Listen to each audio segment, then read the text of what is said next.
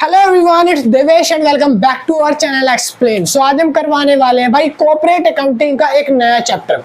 तो जिन बच्चों के लिए कॉर्पोरेट अकाउंटिंग की सीरीज स्टार्ट करी थी उन बच्चों के लिए एप्लीकेबल होने वाली है। और किन किन बच्चों के लिए एप्लीकेबल होने वाली है, सेमेस्टर 6 में हो या सेमेस्टर 5 में हो, तो आप लोगों के लिए चाहे आप एसएल में हो या रेगुलर में हो या एनसीफएम में हो, तो भाई सीरीज आप लोगों के लिए एप्लीकेबल होने वाली है। 3rd और 5th सेमेस्टर के लिए सीरीज बनाई जा रही है कॉर्पोरेट अकाउंटिंग की। तो आज हम करवाने वाले हैं कॉर्पोरेट अकाउंटिंग की यूनिट नंबर 2। तो यूनिट 2 स्टार्ट करने जा रहे हैं और हमारी लेक्चर लेक्चर नंबर 6 पे आ गए, चैप्टर 6 कह सकते हो। चैप्टर का नाम है financial statement of a company. Financial statement of a company chapter 6 आज हम स्टार्ट करने जा रहे हैं। तो इससे पहले के जो लेक्चर्स हैं, अगर आपने वो नहीं देखे तो भाई लिंक डिस्क्रिप्शन में जाके आप पहले उनको देख लीजिए, ताकि आपके कॉर्पोरेट अकाउंटिंग का कोई भी चैप्टर मिस ना हो सिलेबस से। सारे सिलेबस कंप्लीट करवाने वाले दिसंबर एग्जाम से पहले में, ठीक है।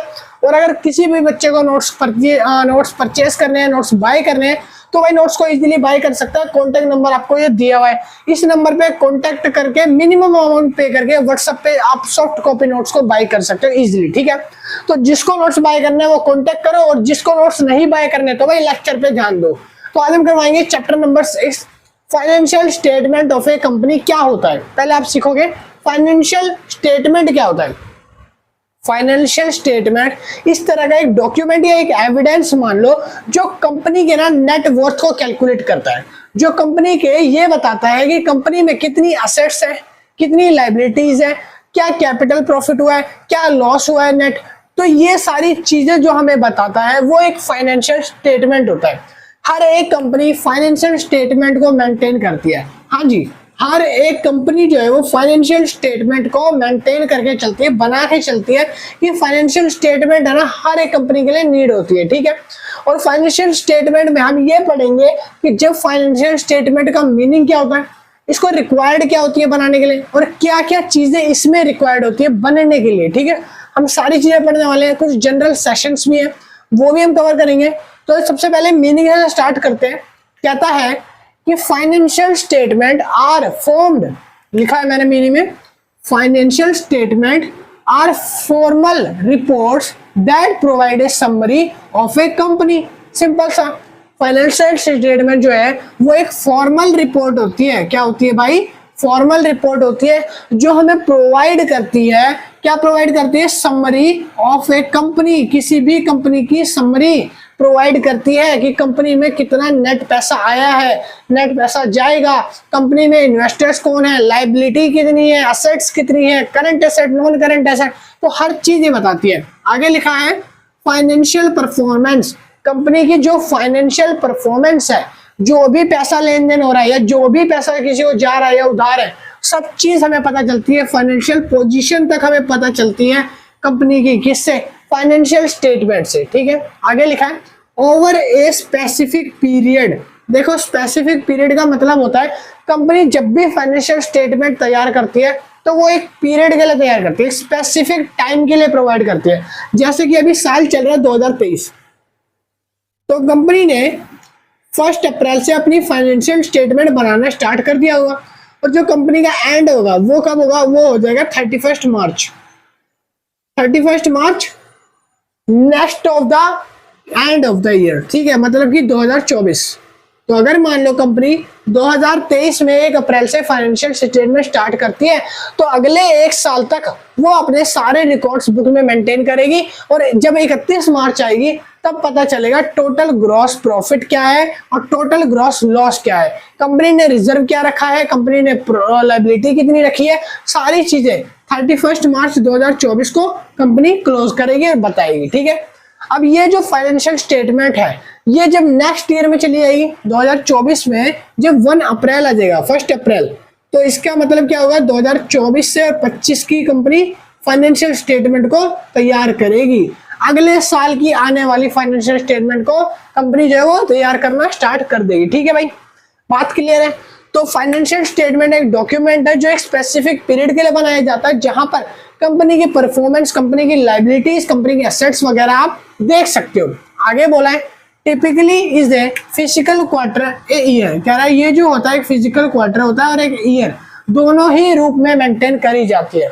कंपनी के फिजिकल क्वार्टर क्या हो सकता है? नॉर्मली क्वार्टर क्या होते हैं? अप्रैल से 3 मंथ के 4 क्वार्टर होते हैं, तो अप्रैल मई जून, अप्रैल टू जून, जुलाई अगस्त सितंबर, अक्टूबर नवंबर दिसंबर, जनवरी फरवरी मार्च। ठीक है भाई, तो ये 4 क्वार्टर होते हैं टिपिकल क्वार्टर, जिसको बोला यहाँ पे फिजिकल क्वार्टर। तो भाई ये फिजिकल क्वार्टर है, अभी इन्हीं 4 क्वार्टर के अकॉर्डिंग कंपनी 3-3 महीने के स्टेटमेंट दे सकती है, या पूरे चारों क्वार्टर की एक साथ मिला के स्टेटमेंट देती है। ठीक है भाई, इसको क्या बोलते हैं? इसको बोलते हैं कंपनी फाइनेंशियल स्टेटमेंट। मीनिंग समझ आ गया भाई? मीनिंग हो गया क्लियर? तो भैया मीनिंग क्लियर हो गया। अब हम बात कर रहे हैं there are 3 primary financial statement. हम 3 प्राइमरी स्टेटमेंट को देखेंगे। पहली आती है इनकम स्टेटमेंट। क्या आती है? Income statement. दूसरी बैलेंस शीट, तीसरी कैश फ्लो स्टेटमेंट। ठीक है, समझ आ गया? पहले इनकम स्टेटमेंट आती है। इनकम स्टेटमेंट के अंदर आप वो चीजें रिकॉर्ड करते हो कि आपको यहाँ पर जनरेट रेवेन्यू, मतलब इनकम जो है वो कितनी हुई है, आपको एक्सपेंस कितना हुआ है, एक्सपेंस में आपके खर्चे।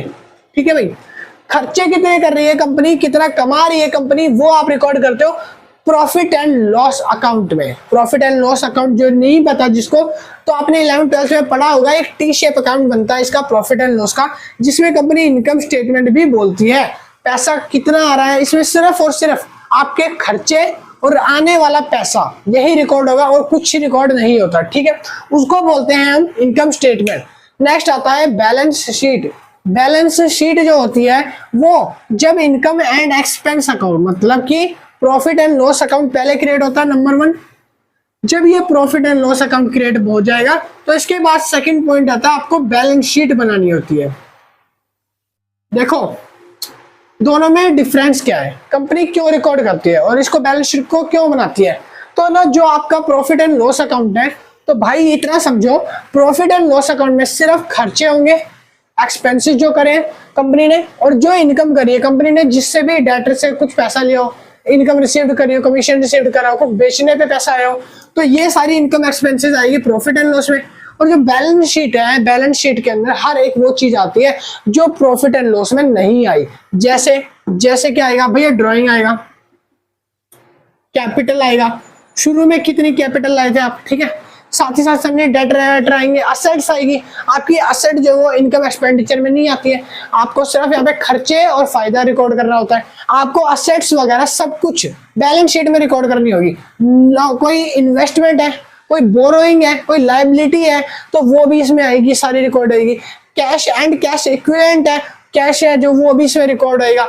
तो सारी की सारी long term, short term, assets, liability, जितनी चीजें मैंने यहाँ मेंशन करी है, इन्वेंट्री वगैरह, सब कुछ मिलकर बैलेंस शीट में आता है। और बैलेंस शीट बनती है प्रॉफिट एंड लॉस अकाउंट के बेस पे। प्रॉफिट एंड लॉस अकाउंट में जो नेट प्रॉफिट आता है, जो ग्रॉस प्रॉफिट होता है नेट इसका, वही उठ के आता है किसमें, बैलेंस शीट में, जो कि शो करता है। ठीक है, समझ आ गया? कंपनी को इनकम एंड स्टेटमेंट अकाउंट भी बनाना पड़ता है, बैलेंस शीट भी बनानी पड़ती है। फाइनेंशियल स्टेटमेंट के अंदर 3 चीजें होती हैं। तीसरा आता है cash and cash equivalent. Cash and cash equivalent क्या होता है, जब कंपनी बैलेंस शीट तैयार करती है तो उसमें जो कैश है, ट्रांजैक्शन ऐसी जो कैश एंड कैश इक्विवेलेंट में जो भी कंपनी ने मतलब किसी से पैसा उधार लिया हो कैश एंड कैश में, ठीक है, तो वो सारी स्टेटमेंट कैश फ्लो में आती है, कैश फ्लो स्टेटमेंट बोलते हैं उसको। ठीक है, क्लियर है? नेक्स्ट पॉइंट आ गया है legal requirement related to financial statement as provided in section 129। Section 129 के अंडर जो भी लीगल रिक्वायरमेंट होती है, किसके द्वारा, गवर्नमेंट के द्वारा जो भी लीगल रिक्वायरमेंट है कंपनी फुलफिल कर रही है फाइनेंशियल स्टेटमेंट से रिलेटेड, वो सारी हम देखेंगे क्या क्या होती है। और कंपनी सेक्शन 129, अगर सेक्शन याद नहीं होता तो मुश्किल है, कोई बात नहीं, बट याद जिसको हो जाए वो और ज्यादा अच्छा है। मैं बार बार बता रहा हूँ, सेक्शन 129 के अंदर आप लोगों को कंपनी की जितनी भी लीगल फाइनेंशियल स्टेटमेंट है शो करनी होती है गवर्नमेंट को। पहली चीज आती है आपको फाइनेंशियल स्टेटमेंट ही शो करनी पड़ती है। अब भैया फाइनेंशियल स्टेटमेंट 3 तरह की होती है, बताओ कौन कौन सी। ऊपर मत देखना कोई भी, ऊपर मत देखना कोई भी। पहली होती है हमारी इनकम, जिसको हम बोलते हैं P&L। ठीक है, क्लियर है? दूसरी होती है बैलेंस शीट। क्या होती है? Balance sheet. सारे एसेट्स लाइबिलिटीज वगैरह आपको इसमें शो करेंगे। तीसरी आती है कैश फ्लो। अभी उतार लेना, मैं सारा लिखवा रहा हूं, ठीक है भाई। तो ये तीन तरह की फाइनेंशियल स्टेटमेंट जो आती है कंपनी इसको रिकॉर्ड करती है अंडर सेक्शन। एक चीज और लिखोगे, अंडर सेक्शन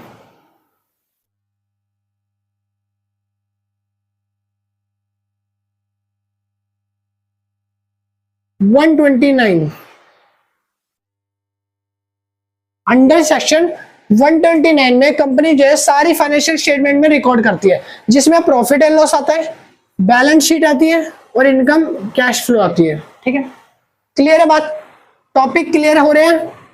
बस भाई अभी नोट कर लेना, साथ ही साथ मैं बताता रहूंगा नोट क्या करना है क्या नहीं, जो जो मैं बोलूंगा आप वो नोट कर लेना। ठीक है, नेक्स्ट पॉइंट है consolidate financial statement. Consolidate financial statement क्या होता है?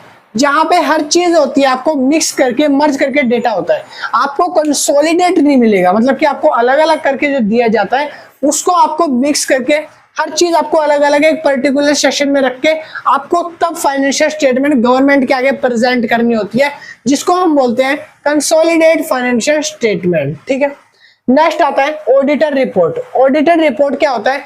ऑडिटर रिपोर्ट में कुछ ऑडिटर्स हायर करे जाते हैं, कंपनी जो है कुछ बाहर से लोग आते हैं जो आपकी बुक्स को ऑडिट करते हैं, आपकी बुक्स के अंदर अगर कोई गलती या मिसमैच है तो वो पकड़ते हैं, तो वो होते हैं ऑडिटर। और जो वो रिपोर्ट तैयार करते हैं उस रिपोर्ट को बोला जाता है बेसिकली ऑडिट रिपोर्ट। क्या बोलते हैं भाई? Audit report. ठीक है, तो ऑडिटर रिपोर्ट क्या होती है? ऑडिटर जो रिपोर्ट बनाता है वो ऑडिट रिपोर्ट कहलाती है। ऑडिटर क्या होते हैं? जो बंदे बाहर से आए होते हैं हमारी कंपनी के अंदर हमारा बुक्स मेंटेन करने, हमारा फाइनेंशियल स्टेटमेंट देखने या मेंटेन करने, तो ये बंदे ऑडिटर कहलाते हैं। आगे लिखा है फाइलिंग का फाइनेंशियल स्टेटमेंट। हर एक बंदे को जो कंपनी रन कर रहा है, बिजनेस रन कर रहा है, उसको फाइलिंग करनी पड़ती है फाइनेंशियल स्टेटमेंट। एक टाइम टू टाइम एक पीरियड के दौरान आप लोगों को ये मेंटेन करना होता है कि आपके पास कितना अभी तक जो आया है, जो भी चीज आपने रिसीव करी है, कितनी चीजें आई हैं, इनपुट क्या है और आउटपुट क्या है, उसके अकॉर्डिंग आपको फाइलिंग करनी होती है फाइनेंशियल स्टेटमेंट। ठीक है, फाइलिंग मतलब फाइनेंशियल स्टेटमेंट में हर चीज आपको मेंशन करनी होती है, क्या अभी तक मिला है क्या नहीं मिला। ठीक है, नेक्स्ट आता है annual general meeting means AGM. तो एजीएम बताते हैं। हाँ जी, तो एजीएम जिसको नहीं पता तो पहले एजीएम डिस्कस कर लेते हैं। एजीएम होता क्या है? एजीएम मतलब होता है कि एनुअल जनरल मीटिंग। एक ऐसी मीटिंग बैठाई जाती है, एक ऐसी मीटिंग बैठाई जाती है गवर्नमेंट द्वारा, किसी भी कंपनी में, हर एक कंपनी में एजीएम बैठाई जाती है। एजीएम एक ऐसी मीटिंग है जहां पे जो बंदे हैं वो क्या करते हैं, वो ये देखते हैं कि कंपनी में कोई अगर परफॉर्मेंस कम पड़ रही है, कंपनी में पैसा कम आ रहा है, कंपनी में कोई नुकसान हो रहा है, तो वो सारा कहाँ कमी आ रही है, वो जो कमी है ना उसको डिफाइन करने का काम करती है एजीएम टीम। एजीएम मीटिंग जो होती है उसमें अगर किसी का कोई डाउट रह जाता है, कोई क्वेश्चन रह जाता है फाइनेंशियल स्टेटमेंट को लेकर, कंपनी के कुछ प्रोविजंस को लेकर, एक्ट को लेकर, तो वो सारे एजीएम में क्लियर होते हैं। एजीएम जो होती है गवर्नमेंट एक मीटिंग होती है जहां पर हर एक कंपनी जो है अपना डिस्क्लोज करती है फाइनेंशियल स्टेटमेंट। ठीक है, क्लियर है? नेक्स्ट आता है जनरल इंस्ट्रूमेंट्स, ये बोल सकते हो जनरल इंस्ट्रक्शन फॉर प्रिपेयरिंग में टी लिख दिया भाई गलती है। General instruction for preparing of financial statement of a company. Financial statement जब कंपनी मेंटेन कर रही है तो उसमें क्या जनरल प्रोविजंस होंगे, क्या जनरल इंस्ट्रक्शन जो है वो ध्यान रखने वाली होती है, तो वो हम देखेंगे। पहली जो होती है वो होती है selecting the standard. Selecting the standard, accounting standard की बात हो रही है यहाँ पे। अकाउंटिंग स्टैंडर्ड भाई बहुत अलग अलग है, 26 AS है, 26 है, स्टैंडर्ड 26 है। तो जो भी स्टैंडर्ड होते हैं, स्टैंडर्ड मेंटेन करके चलती है कंपनी कि किस स्टैंडर्ड से हम अपनी फाइनेंशियल स्टेटमेंट प्रिपेयर करेंगे। ठीक है, फाइनेंशियल स्टेटमेंट प्रिपेयर करने के लिए बहुत सारे स्टैंडर्ड दिए गए होते हैं बुक्स ऑफ अकाउंट में, जहां पर आप कोई भी जो तरीका आपको बेटर लगता है, जो अभी गवर्नमेंट ने अप्लाई कर रखा है कंपनीज पे, आप वो ही तरीका यूज कर सकते हो अपनी अकाउंटिंग बुक्स मेंटेन करने के लिए। ठीक है, पॉइंट नंबर 2 आता है एक्रूल बेसिस ऑफ अकाउंटिंग। जब भी कंपनी अकाउंटिंग करती है तो एक्रूल बेसिस ऑफ अकाउंटिंग करती है, एक्रूल मान के चलती है। ये मान के चलती है कि पैसा अगर मान लो राम से आना है 10,000 रुपए, राम से 10,000 रुपए पैसा आना है, तो राम से जो 10,000 पैसा आने वाला है वो पहले ही मान के चलेगी बुक्स में लिख के कि हमारा पैसा अभी क्या है, वो ड्यू है भाई। क्या है, बुक्स ऑफ अकाउंट में ड्यू है, पैसा अभी आएगा, पैसा आएगा तो उसकी एंट्री करेंगे। तो ये क्या है, भी ड्यू कर रखा है। ड्यू मतलब ये एक्रूल है, एक्रूड इनकम है, ऐसी इनकम है जो हमें क्या होगा, प्राप्त होगी। कब होगी, तो ये प्राप्त होगी आपको in future, due in future. आपको फ्यूचर में पैसा आने वाला है, अभी नहीं आ रहा है, तो एक्रूल बेसिस ऑफ अकाउंटिंग कहते हैं। कंपनी ऐसी अकाउंटिंग रिकॉर्ड करके चलती है, ठीक है। साथ ही साथ बात करते हैं, अगला जो पॉइंट है वो आता है कंसिस्टेंसी। कंसिस्टेंसी, कंपनी अपनी जो बुक्स रिकॉर्ड करती है, आपको एक पता होगा कि वो एक कंसिस्टेंट रूप में बुक मेंटेन करती है। अगर कंपनी 1 साल बाद अपना रिकॉर्ड करती है, कोई भी हर एक ईयर के दौरान फाइनेंशियल स्टेटमेंट बना रही है, कितने साल में फाइनेंशियल स्टेटमेंट बना रही है, 1-1 साल में, तो कंपनी हमेशा 1-1 साल के गैप पे ही फाइनेंशियल स्टेटमेंट को बनाएगी। अगर कंपनी को जल्दी फाइनेंशियल स्टेटमेंट बनानी है, या फिर आप कम बोल सकते हो कंपनी को जल्दी किसी को जनरल मीटिंग में या किसी को एजीएम मीटिंग में जनरल लीगली दिखाना है फाइनेंशियल स्टेटमेंट कंपनी का, तो उसके लिए कंपनी जो है वो 6 मंथ के ऊपर भी फाइनेंशियल स्टेटमेंट को मेंटेन कर सकता है, ठीक है भाई। कोई भी कंपनी की बात कर रहा हूँ, हर कंपनी कम पीरियड पे भी फाइनेंशियल स्टेटमेंट मेंटेन कर सकती है, ठीक है। कंसिस्टेंसी बोलते हैं मतलब कि एक रेगुलर टाइम पीरियड पे, एक स्पेसिफिक टाइम पीरियड पे जब कंपनी फाइनेंशियल स्टेटमेंट को मेंटेन करती है तो वो स्पेसिफिक फाइनेंशियल स्टेटमेंट कंसिस्टेंसी कहलाती है। आगे लिखा मैंने उसके बाद ट्रू एंड फेयर वैल्यू। जब भी कंपनी कोई चीज बनाती है उसकी ट्रू एंड फेयर वैल्यू आनी चाहिए। मीन्स मैंने अभी आपको एग्जांपल दिया था कि अगर मेरे को रामू से या राम से 10,000 रुपए लेने हैं, मैं उसको ड्यू करके चलूंगा, ये मान के चलूंगा कि वो पैसा अभी आना है और वो एक्रूड है, एक्रूड इनकम होगी मेरी। पैसा तो आना है ना, तो ये इनकम तो है ना, और ये कौन सी इनकम है मेरी, एक्रूड वाली इनकम है, ठीक है। कौन सी इनकम है भाई, एक्रूड इनकम है। तो एक्रूड इनकम जो भी होगी हम उसको बुक्स में जब लिखेंगे, तो अगर वो 10,000 का माल है, राम ने बोला था अगर मेरे को माल पसंद आया तो मैं इसके 12,000 रुपए भी दे सकता हूँ। कितने रुपए दूंगा, 12,000। तो हमने ना 12,000 रिकॉर्ड करना पड़ेगा, 10,000 हम रिकॉर्ड करेंगे। जो एंट्री है वो 10,000 रुपए से, हम 12 नहीं मानेंगे, हम एक्चुअल फेयर वैल्यू मेंशन करेंगे। 12 तो उसके ऊपर है कि उसको पसंद आया नहीं आया, 10 तो हमें मिलेगा कंपलसरी, तो 10 ही रिकॉर्ड करके चलेंगे। एक फेयर प्राइस, एक फेयर व्यू देके चलेंगे, हम कभी भी उसमें कुछ गलत नहीं लिखेंगे, ठीक है। तो ये कुछ जनरल रूल्स होते हैं जब company financial statement company prepare करती है, तो उसमें कुछ चीजें होती हैं जो देखनी पड़ती है कि क्या क्या चीजें हमें मान के चलनी है। एक पॉइंट और आता है जिसका नाम मैं आपको बताता हूँ, एक पॉइंट और है, वो है going concern assumption. Going concern assumption, ये एजम्पशन एक ऐसी एजम्पशन है जो ये मान के चलती है कि बिजनेस जो है वो कंटिन्यूअस चलेगा। कैसा चलेगा, कंटिन्यूअस चलेगा, लॉन्ग रन चलेगा। कैसा रन, लॉन्ग रन चलेगा भैया, ठीक है। बिजनेस जो है वो कंटिन्यूअस चलेगा, लंबे टाइम तक चलेगा, लॉन्ग रन चलेगा। तो जब हम ऐसी एजम्पशन मान के चलते हैं तो उसको बोलते हैं गोइंग कंसर्न कंसंट्रेशन, ठीक है। मतलब गोइंग कंसर्न एजम्पशंस, तो हम इसको ये मान के चलते हैं। क्योंकि कोई भी कंपनी अगर मान लो बिजनेस डाल रही है, अभी मैं कोई टी शर्ट का, कोई बुक्स का, कोई शोरूम का, कोई कार या बाइक का शोरूम खोल रहा हूँ, तो मैं क्या मान के चलूंगा, पर्सनली पर्सपेक्टिव बताना, मेरा जो पर्सपेक्टिव होगा मैं यही तो मान के चलूंगा कि जो मेरा बिजनेस है वो लॉन्ग रन करेगा, लंबे समय तक टिकेगा, ताकि मैं आगे लंबा प्रॉफिट उठा पाऊं। तो कंपनी का एक और होता है फाइनेंशियल स्टेटमेंट में जो प्रिपेयर करते टाइम होता है, वो क्या होता है, जनरल एजम्पशन कि लॉन्ग रन बिजनेस चलना चाहिए। कोई भी बिजनेस डालो वो लॉन्ग रन के लिए होना चाहिए, गोइंग कंसर्न होना चाहिए, शॉर्ट टाइम के लिए नहीं होना चाहिए, ठीक है भाई। तो अब एक काम करो, मैं ये वाले टॉपिक्स आपको कवर करा हूं, उससे पहले आप एक बार इसको उतार लो, ये स्क्रीनशॉट ले लो।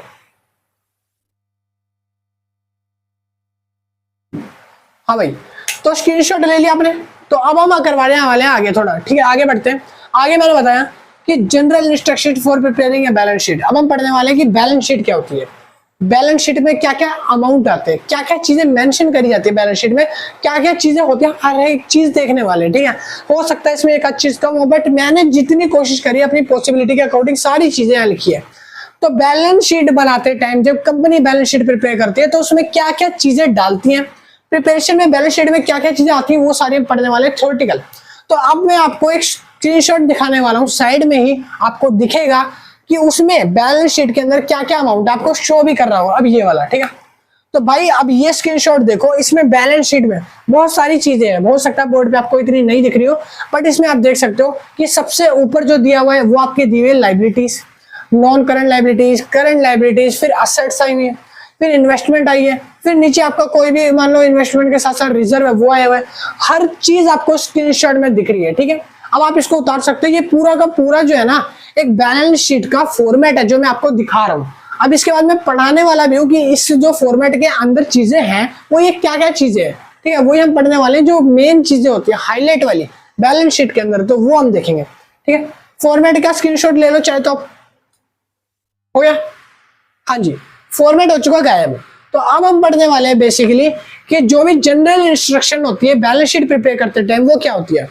पहली चीज तो हमें अपनी असेट्स को क्लासिफाई करना होता है। अब असेट्स क्लासिफाई क्या होता है भैया, ये बताओ। असेट्स क्लासिफाई करना क्या होता है, पहले तो ये समझाओ। तो भाई इतना समझो कि असेट्स जो क्लासिफिकेशन होता है ना, इसका मतलब होता है कि आपको असेट्स को बांटना है। कुछ असेट्स लॉन्ग टर्म के लिए होती है, कुछ असेट्स शॉर्ट टर्म के लिए होती है। लॉन्ग में कौन कौन सी आती है, तो लॉन्ग में आती है जैसे कि आपकी प्लांट है, बिल्डिंग्स है, लैंड है, मशीनरी है। तो ये क्या है, एक लॉन्ग टर्म असेट है, लंबे टाइम के लिए चलेगी। दूसरे टाइप पे अगर मैं बोलूं शॉर्ट टर्म असेट्स, तो शॉर्ट टर्म असेट्स वो असेट्स होती है जो छोटे टाइम के लिए चलती है। मींस 1 महीना, 2 महीना, 6 महीना, 1 साल से ऊपर तो चलेगी ही नहीं कोई भी ऐसी चीज हो। नेक्स्ट पॉइंट है लाइबिलिटीज। बैलेंस शीट में आपको हमेशा लाइबिलिटीज भी दिखानी पड़ती है। आपके लेनदार कितने हैं, क्या बोला मैंने, आपके लेनदार कितने हैं भाई, लेनदार। ऐसे कितने लोग हैं जो पैसा मांग रहे हैं, लेने वाले। देनदार होता है आपका डेटर्स, लेनदार होती है लाइबिलिटी। लेनदार जो होती है लाइबिलिटी वो भी काफी टाइप की होती है। पहला होता है नॉन करंट, फिर होता है करंट लाइबिलिटी। ठीक है, तो करंट लाइबिलिटी वो लाइबिलिटी जो छोटे टाइम के लिए होती है, छोटे पीरियड के लिए होती है। मींस वो चेंज हो जाती है, थोड़े टाइम बाद बढ़ जाएगी, थोड़े टाइम बाद वो खत्म हो जाएगी। इस तरह से जो लॉन्ग रन होती है, लॉन्ग लाइबिलिटी होती है, वो साल से ज्यादा चलती है। आपने 10 लाख का लोन ले लिया किसी से, आपने 100 करोड़ का लोन ले लिया किसी कंपनी से, लोन ले लिया किसी पब्लिक से, डिबेंचर्स इशू कर दिए, शेयर इशू कर दिए, तो यहाँ पर आपके लाइबिलिटी जो है वो लॉन्ग रन हो जाएगी, लंबे टाइम के लिए। ठीक है, उसको बोलते हैं लाइबिलिटीज। अब बात करते हैं इक्विटी। इक्विटी क्या होता है, ऐसा पैसा जो मार्केट में लगाया तो है बट कैश की फॉर्म में, सॉरी, ऐसा पैसा जो आपने लगाया तो है बट कैश की फॉर्म में नहीं लगाया भैया, शेयर्स की फॉर्म में लगाया है, इक्विटी की फॉर्म में लगाया है, तो उस पैसे को हम क्या बोलेंगे, इक्विटी शेयर्स बोलते हैं। ठीक है, इक्विटी शेयर्स को बोलते हैं ऐसा पैसा जो कंपनी में लगाया है या इन्वेस्ट करा है लॉन्ग रन के लिए, उसको बोलते हैं इक्विटी। नेक्स्ट हम बात करेंगे बैलेंस इक्वेशन। जो भी आप कंपनी में बुक्स मेंटेन करते हो उसकी बैलेंस इक्वेशन तो करते ही हो। आप कंपनी में अगर मान लो बुक्स मेंटेन कर रहे हो, बैलेंस शीट बना रहे हो, बैलेंस शीट का मतलब ये है बैलेंस शीट, बैलेंस करना। आपकी जो लायबिलिटी होगी और जो आपकी एसेट्स होगी वो दोनों आपको बैलेंस करके चलनी है। आपको दोनों की चीजें बैलेंस करके चलनी है, बराबर मान के चलनी है। ठीक है भाई, तो ये चीज क्या होती है, बैलेंस इक्वेशन कहलाती है। नेक्स्ट पॉइंट आता है हमारा एक्यूरेट वैल्यूएशन। एक्यूरेट वैल्यूएशन मतलब क्या होता है, आपको मैंने एक पॉइंट अभी नीचे बताया था यहाँ पे, true and fair view. True and fair view, Ram को एग्जांपल भी दिए थे यहाँ पे जो मैंने मिटो दिया अभी हाल ही में। तो मैंने बताया था अगर राम हमें 20,000 रुपए देना चाहता है, 12,000 या 10,000 रुपए देना चाहता है, तो वो चाहता है बट एक्चुअल में जो उसको पैसा देना है वो पैसा डालेगा किसमें, एक्यूरेट वैल्यूएशन में। ठीक है, अगर वो राम 10,000 देना चाहता है, नहीं चाहता है की बात नहीं है, राम जितने पैसे हमें देगा, 5,000 देगा 5,000 लिखेंगे, 10,000 देगा तो 10,000 देगा, जितने का वो हकदार है, जितना पैसा उसने हमसे लिया वो उतना देगा। हाँ, सरप्लस देना चाह रहा खुशी से तो वो बात अलग है, मगर हम डालेंगे सिर्फ एक्यूरेट वैल्यू। ठीक है, नीचे हम बात करते हैं कंसिस्टेंसी। आपको बताया था गोइंग कंसेप्ट होता है हमारा हर बिजनेस का, जिसमें हम लॉन्ग टर्म मान के चलते हैं कि बिजनेस जो है वो लंबे टाइम तक चलेगा, कंसिस्टेंट रहेगा। अगला आता है डिस्क्लोजर, जहां पे कंपनी फाइनेंशियल स्टेटमेंट को डिस्क्लोज करती है। अपनी फाइनेंशियल स्टेटमेंट में से जो भी एसेट्स है, जो भी लायबिलिटी है, वो सारा गवर्नमेंट के आगे लीगल रिक्वायरमेंट में आपको शो करना होता है। ठीक है, नेक्स्ट पॉइंट है हेडिंग एंड डेट्स। आप जब भी कोई अकाउंट बनाओगे तो उसके हेडिंग्स और डेट अच्छे से मेंटेन करोगे। राम ने 1 अगस्त को या 1 अक्टूबर को अगर 10,000 रुपए भिजवाए हैं तो 1 अक्टूबर को 10,000 भिजवाए और 2 अक्टूबर को 20,000, तो 1 अक्टूबर को 10 और 2 अक्टूबर को 20 अलग अलग आपको मेंटेन करना है। आप बकायदा डेट से रिकॉर्ड करोगे और हेडिंग डालोगे।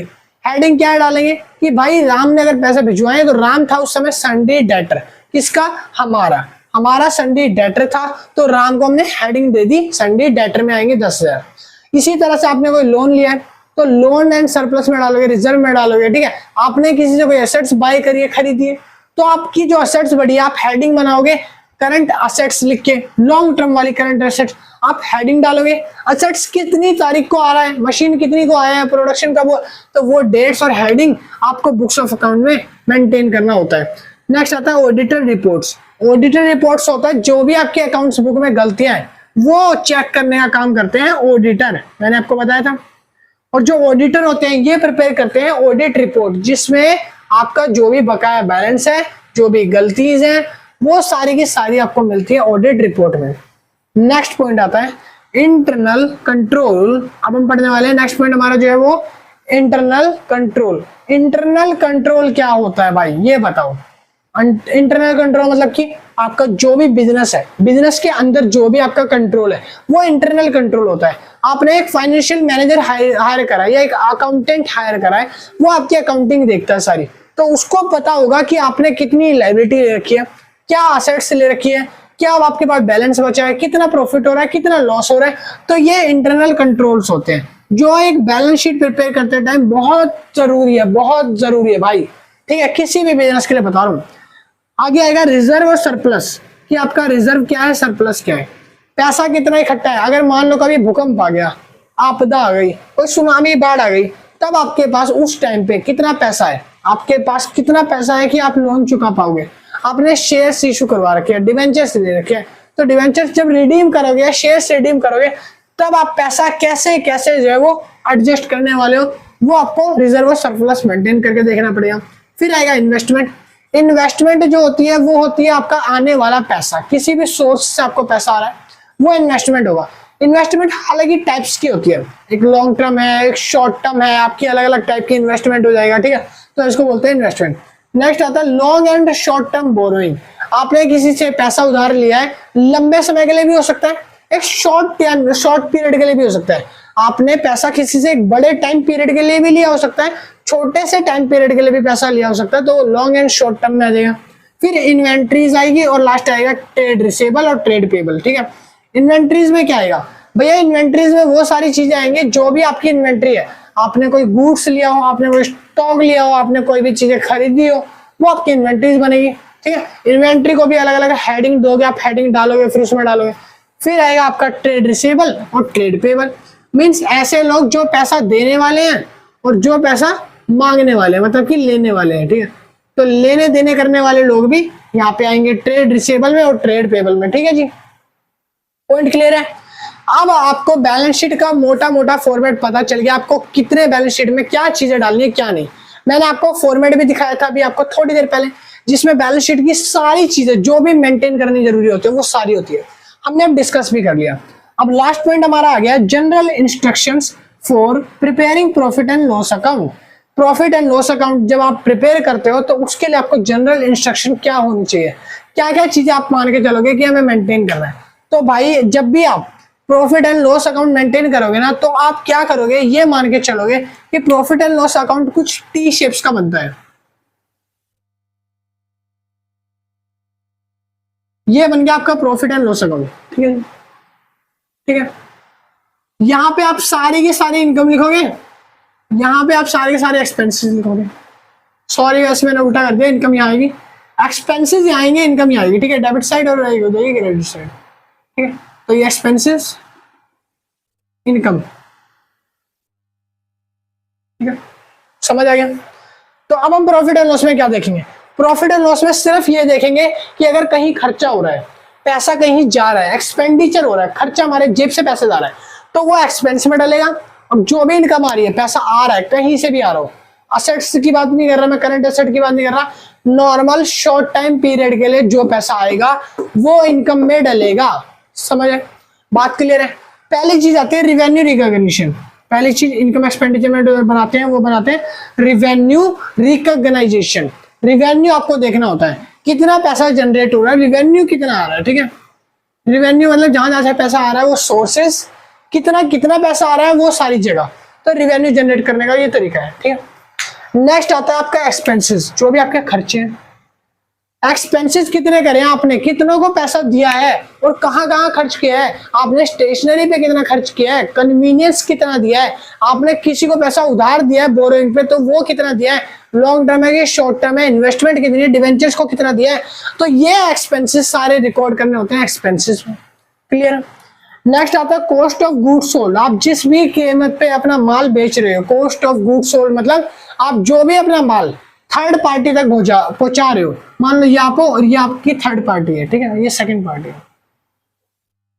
आप जो भी माल इस तक पहुंचा रहे हो और ये इस तक पहुंचा रहे हो, या आप डायरेक्ट इस तक पहुंचा रहे हो, तो जो भी आप माल पहुंचा रहे हो, मार्केटिंग कर रहे हो, तो वो पैसा कितना जा रहा है वो सारा का सारा COGS देखता है, कॉस्ट ऑफ गुड सोल्ड देखता है। क्या देखता है, कॉस्ट ऑफ गुड सोल्ड जो होता है ना भाई, ये ही काम मेंटेन करता है। नेक्स्ट है हमारा ग्रॉस प्रॉफिट। ग्रॉस प्रॉफिट क्या होता है, ग्रॉस प्रॉफिट मतलब होता है जब आप पूरा का पूरा टी शेप अकाउंट मेंटेन कर लेते हो, आप देख लेते हो आपकी जो एक्सपेंसेस है वो ये, आपका इनकम ये है, लास्ट आ रहा है आपका 5 लाख रुपए, लास्ट आ रहा है आपका 3 लाख रुपए, तो दोनों में डिफरेंस है, कम कौन सा, ये वाला कम है, तो जब ये कम है तो इसमें एक एंट्री डाल देंगे बैलेंस BD बैलेंस CD करके 2 लाख रुपए इसमें डाल देंगे, 2 लाख रुपए डाल दिए तो ये बैलेंस हो जाएगा, बराबर हो जाएगा, 5 लाख ये हो जाएगा, 5 लाख ये हो जाएगा।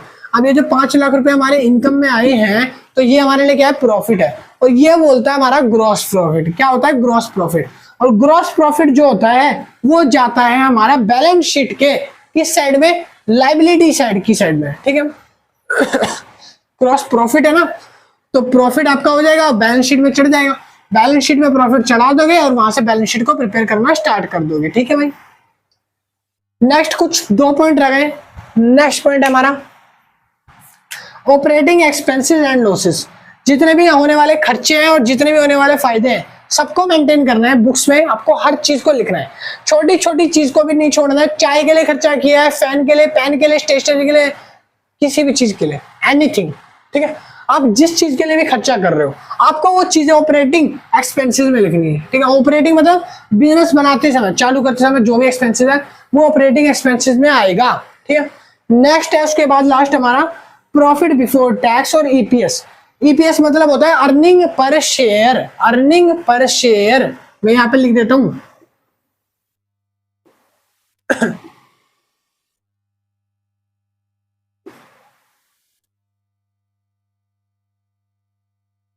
अर्निंग पर शेयर EPS, ठीक है। आपका हर एक शेयर पे कितना प्रॉफिट हो रहा है, एक शेयर बेचने पे फेस वैल्यू क्या है और मार्केट में जब बेच रहे हो तो इशू वैल्यू क्या है, वो आपकी होती है प्रॉफिट, तो वो आप इनकम में डालोगे। बिफोर टैक्स आप डालोगे, जो भी आप प्रॉफिट कर रहे हो टैक्स लगने से पहले, टैक्स लग गया तो आपने पैसा चुका दिया ना, गवर्नमेंट को लायबिलिटी चली गई ना, टैक्स लगने से पहले जो पैसा आ रहा है वो अर्निंग बिफोर टैक्स में आप डालोगे, प्रॉफिट एंड लॉस में रिकॉर्ड करा जाएगा, किस साइड में आपको इनकम साइड में रिकॉर्ड करना होगा, ठीक है। तो ये जो प्रॉफिट थे, ये जो पॉइंट्स मैंने बताया, ये बताया फाइनेंशियल स्टेटमेंट किसी कंपनी का प्रिपेयर करना हो तो उसका मीनिंग क्या है, काम क्या है, कैसे प्रिपेयर करते हैं, बैलेंस शीट में क्या अमाउंट आते हैं, प्रॉफिट एंड लॉस में क्या आता है, बैलेंस शीट का फॉर्मेट हमने देख लिया। छोटी सी थोड़ी बहुत चीज रह गई, इंटरमीडिएट डिविडेंड वगैरह रह गया तो वो लिखवा देता हूँ, पहले आप इसको उतार लो, फिर करेंगे चैप्टर क्लोज। नोट्स वगैरह के लिए कॉन्टेक्ट नंबर आपको दिया, नोट्स वगैरह बाय करने हैं तो मैसेज कर देना आप, ठीक है। उतार लो भाई सब।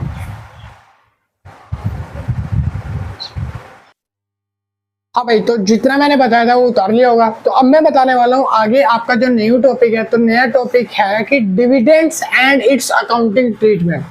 तो अब मैं आपको बताने वाला हूँ कि जो डिविडेंड्स होते हैं वो क्या क्या टाइप के होते हैं, कितने टाइप्स के हैं। वैसे तो बहुत सारे टाइप्स के हैं बुक्स में, बट जो मेन डिविडेंड है वो नॉर्मली 3 टाइप्स के होते हैं, 2 टाइप्स के होते हैं बस, ठीक है। और डिविडेंड्स के अकाउंटिंग ट्रीटमेंट जो है वो आपको सिखाने वाला हूँ। तो आपको सामने दिख रहा होगा, ये मैंने उतार दिया है। पहले आप चाहे इसका स्क्रीनशॉट ले लो, 2 सेकंड के लिए मैं साइड हो जाता हूँ।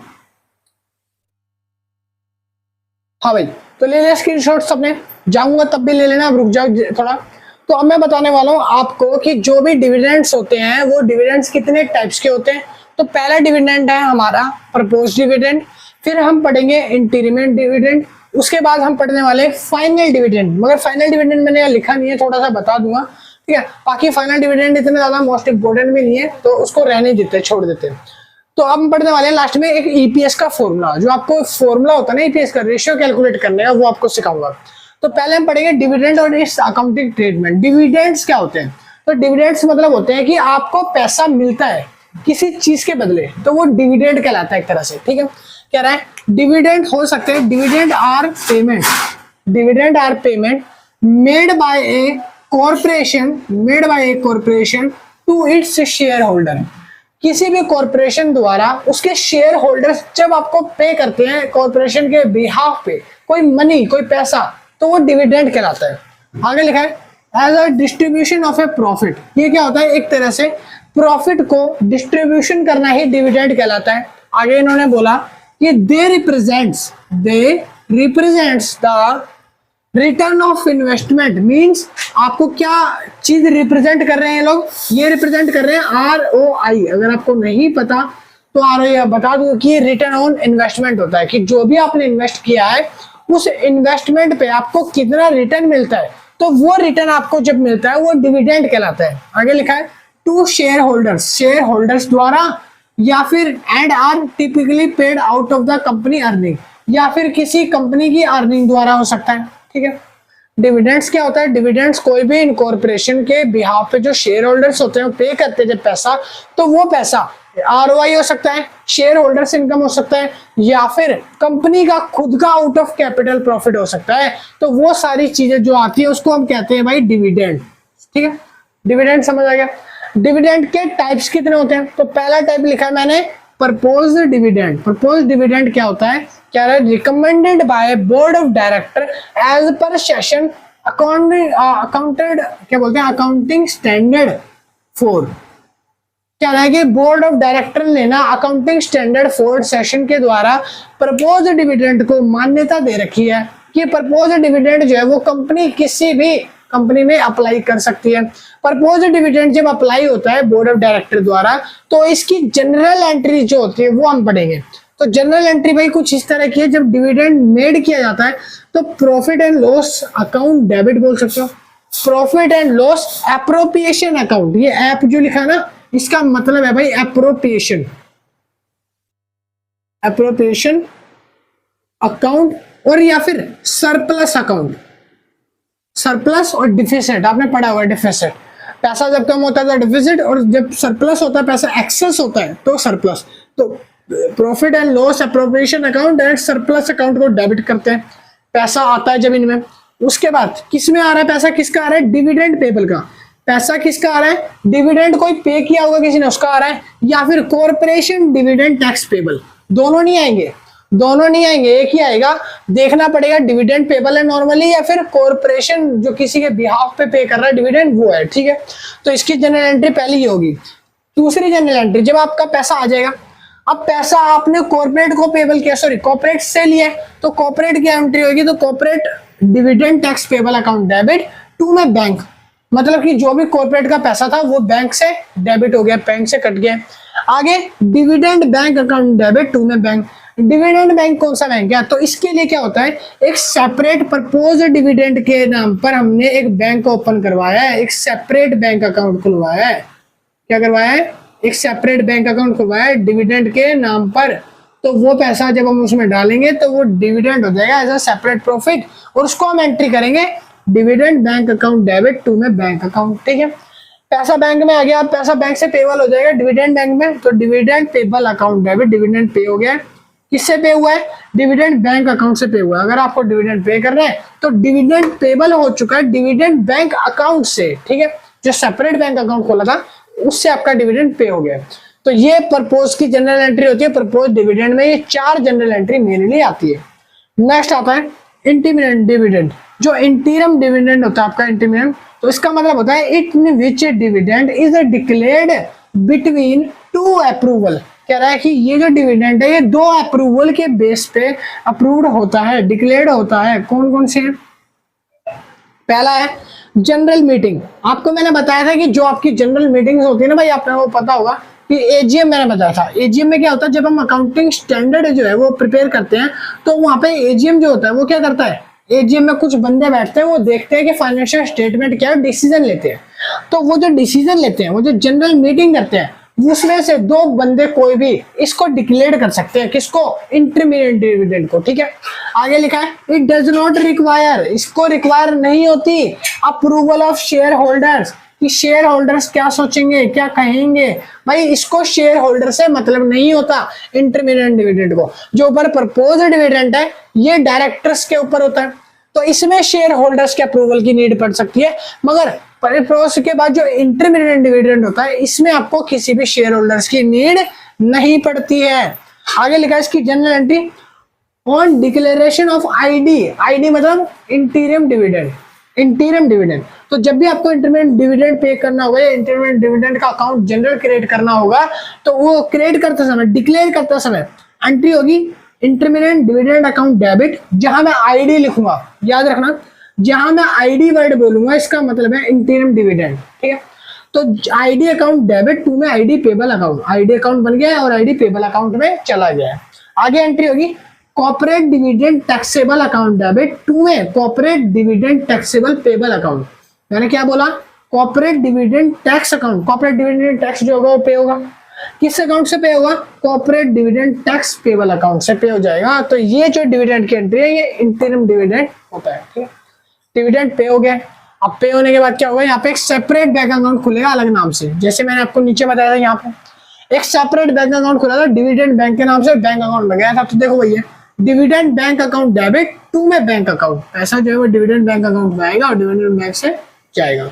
आगे मैंने बोला payment of dividend corporation tax, जब आप डिविडेंड कॉर्पोरेशन टैक्स का अमाउंट पे करोगे उस जगह जो जनरल एंट्री होगी वो कार नहीं sorry corporation dividend tax payable account debit, पैसा आ गया किससे, टू में बैंक अकाउंट, नॉर्मल बैंक जो होगा, सेपरेट बैंक नहीं, नॉर्मल बैंक से जो भी पैसा आएगा आप उससे पे करोगे। फिर उसके बाद ऑन पेमेंट ऑफ इंटीरियम डिविडेंड, जब आप इंटीरियम डिविडेंड को पे करने जा रहे हो तो उसकी एंट्री क्या होगी, बैंक से पैसा जाएगा, तो यहाँ पे क्या आएगा, टू में तो बैंक आ जाएगा, टू में डिविडेंड बैंक अकाउंट, क्योंकि आपने इसके लिए सेपरेट बैंक खोला था, हमने माना था सेपरेट बैंक खोलेंगे तो सेपरेट एंट्री, और यहाँ पे क्या आएगा, इंटीरियम डिविडेंड अकाउंट डेबिट, पैसा आएगा किससे आएगा, सेपरेट इंटीरियम डिविडेंड अकाउंट। ठीक है, तो इसलिए मैंने लिखा डिविडेंड अकाउंट बैंक। ठीक है, समझ आ गया। नेक्स्ट पैसा आ चुका है, पैसा हमारा पे हो चुका है इंटरमीडिएट डिविडेंड को। अब नीचे आएगा for transfer intermediate dividend to corporate dividend tax, corporate dividend tax में पैसा पे होएगा आईडी अकाउंट से, पैसा जाएगा तो profit and loss account debit होगा या सरप्लस अकाउंट डेबिट होगा। ठीक है, प्रॉफिट एंड लॉस अकाउंट या सरप्लस अकाउंट डेबिट होगा। मान लो ये 100 रुपए से है, अब पैसा चला गया आईडी अकाउंट से, मान लो आईडी अकाउंट से 60 रुपए पे करें, सिर्फ 40 रुपए कॉर्पोरेशन डिविडेंड टैक्स में चले जाएंगे। ठीक है भाई, तो इस तरह से पे हो जाएगा, जनरल एंट्री खत्म हो जाएगी। तो याद रखना प्रपोज डिविडेंड की ये 4 एंट्री है, इंटरमीडिएट डिविडेंड की ये 4-5 एंट्री है, 5 एंट्री है। ठीक है, क्वेश्चन यहाँ पे खत्म है, चैप्टर पूरा खत्म हो चुका है, मोस्टली चैप्टर फिनिश हो चुका है। अब जनरल एंट्री ही बची है, वो आप कर लोगे क्योंकि मैंने आपको सिखा दी है। ठीक है, अब नीचे अब एक छोटा सा टॉपिक है ईपीएस कैलकुलेट रेशियो फॉर्मूला। आपको ना ईपीएस अर्निंग पर शेयर, अगर आप कोई भी करते हो अर्निंग पर शेयर, एक शेयर पे कोई अर्निंग, तो उसमें आपको कौन सा फॉर्मूला लगाना है, कौन सा फॉर्मूला कैलकुलेट करना है वो देखेंगे। तो यहाँ पे है earning available to equity shareholders, पहला क्या लिखोगे, earning available to equity shareholder ऊपर आएगा, अपॉन में नंबर ऑफ इक्विटी शेयर, जो भी आपकी अर्निंग होगी शेयर होल्डर्स इक्विटी से। सपोज करो आपके 100 शेयर्स थे, 100 शेयर्स आपने शेयर होल्डर को दिए थे। ठीक है, अब आपकी जो अर्निंग है 100 रुपए के हिसाब से होगी, आपके 100 शेयर होल्डर्स थे, आपने ले दिया 100 ऊपर। नीचे आएगा number of equity share, total number of equity share आपके कितने हैं, जो भी आपके 20, 30, 40, 100, 1000, 2000 वो आप नीचे डालोगे, दोनों को डिवाइड करोगे तो आपका ईपीएस कैलकुलेट होकर आ जाएगा, आपका ईपीएस निकल जाएगा भाई। ठीक है, तो ये चैप्टर यहीं पे हो जाता है एंड। अब आप स्क्रीनशॉट ले लो दोबारा से। ठीक है भाई, तो ये चैप्टर हमारा जो है यहाँ पे कंप्लीट होता है financial statement of a company, जिसमें हमने सारी चीजें डिस्कस कर ली। अब अगर किसी को भी इसके नोट्स वगैरह बाय करने, नोट्स खरीदने हैं, तो नीचे कॉन्टैक्ट नंबर भी दिया हुआ है डिस्क्रिप्शन में, ये भी आपको दे रखा है। आप व्हाट्सएप पे मैसेज करो कि हमको नोट्स बाय करने हैं और इजीली मिनिमम अमाउंट देके भाई नोट्स को परचेज कर सकते हो। किसी को कोई हेल्प चाहिए, डाउट चाहिए तो कमेंट से में ड्रॉप कर देना, मैं हेल्प करने की कोशिश कर दूंगा। और अगर वीडियो अच्छी लगती है तो लाइक शेयर एंड सब्सक्राइब करते हुए जाना और अपने फ्रेंड्स तक शेयर जरूर करना ताकि आगे की सारी वीडियो मिलती रहे।